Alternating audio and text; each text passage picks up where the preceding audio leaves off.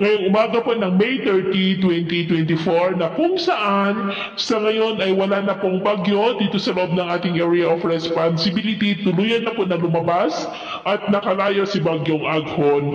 Pero napalakas po nitong habagat at opisyal na nga po na nagsimula ang habagat season o yung tag-ulan season. Mapapadalas na po ang mga pag-ulan natin pong mararanasan na may mga paghulog at pagkidlat, lalo na po yan sa dakong hapon, gabi at madaling araw. At samantala sa may South China Sea po, gaya ninyong napapansin, ay may nabuna po na sama ng panahon at tinawag po ito na Invest 94W. Hindi naman po ito yung naasahan na makaapekto dito sa ating bansa maliban po sa mas hahatakin po nito ang habagat. Next week, paghandaan po natin lalo na sa kanurang bahagi ng ating bansa ang malakas na bugso ng hanging habagat na maaari po na magdulot ng mga pagbaha at pagguho ng lupa dahil po sa malalakas na ulan na posibleng dala-dala po nito. At ito nga pinapakita ng forecast model natin pong ginagamit hanggang po sa susunod na 2 linggo.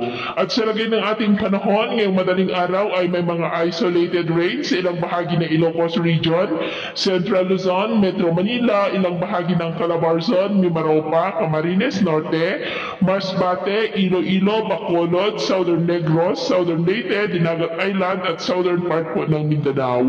At mamaya ay sisikat naman ang araw sa malaking bahagi ng ating bansa pero may tsansa pa rin ng maulap na kalangitan with isolated rain sa ilang bahagi ng Ilocos Region, Central Luzon, Metro Manila, Calabarzon, Mimaropa at southern part ng Negros. Kaya mag-ingat po tayo dahil posible pa rin ang mga banta po ng mga pagbaha at pagguho ng lupa.